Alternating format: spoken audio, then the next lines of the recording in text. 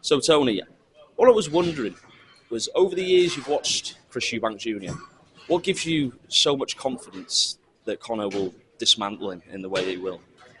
I just think, Chris Eubank Jr. is like, he's a good fighter. I think he's, if you was talking 5 years ago, when he was at the top of his game, he was a great fighter. But I just think, like everything in age and in sport, age catches up on you. And like turns 36 this year in September, and like Conor's obviously at a height of his game at the minute. He's 28 years old. He's in the prime of his career, and I believe the speed and the tenacity that Conor Benn brings to the table will be too much for Chris Eubank Jr. at this stage of his career. Do you think Liam Smith maybe showed something about Chris Eubank Jr. in that first fight? Did he maybe show maybe not a blueprint to beat him, but vulnerabilities in him? Well, Liam Smith was a 154 fighter. Chris had the size advantage on him as well. Liam's proved himself at world level, the former world champion. And I don't know how much to look into the second fight, because Liam looked out of sorts in the second fight. He didn't look ready for it. But obviously in the first fight,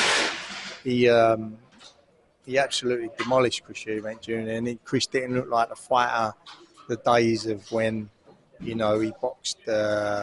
even when he boxed Groves, and then he's been a good fighter. You can't say he ain't, but I just think Father Time catches up with everybody. I was going to ask you, I remember watching an interview ages ago, and it was a rumour that for one of Conor's fights he weighed in about 170 pounds or something like that. Is that true? For what?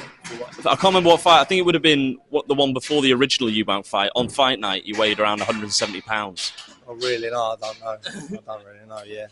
But there's a £10 rehydration. They've got the IBF rules in this. So there's a £10 rehydration rule in it anyway. No, I mean, what does Conor normally weigh on fight night? Sorry?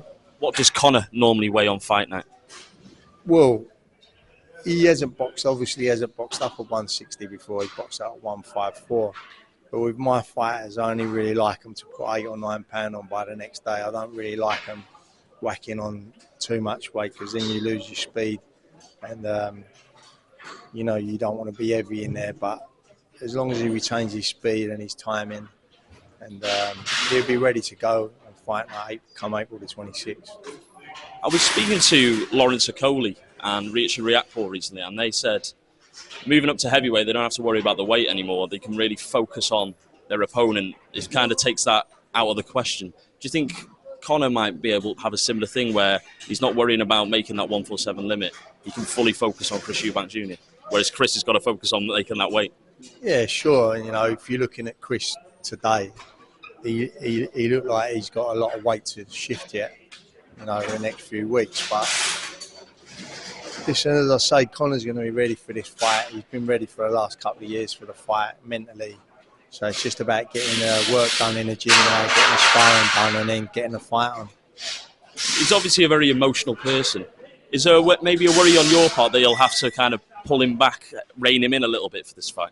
He's fine. He trained in the gym with me this morning. He's fine. He's calm. I thought today he was good at the press conference. He handled the press conference easily, even though Chris was still trying to get him. I thought he was fine. Do you think that emotion could spill in the ring at all? I don't think so. He's been a pro for 10 years now, so he's a professional athlete, and they know, both of them know what jobs they've got to do on the night. It's going to be a tough fight. One question I wanted to know.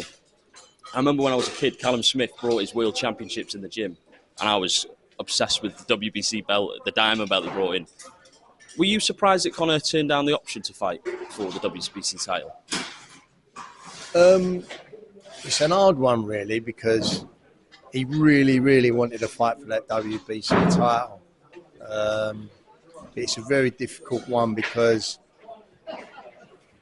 winning world titles don't always pay the bills, mate. And I think it's important to, obviously, the money that was offered here is something that you can't really he couldn't really turn down. And obviously, the opportunity to fight his nemesis, the legend of his dad, the legend who fought Chris's dad, it's a bit hard to turn that one down. I think any other fight he probably would have turned down and took the WBC title.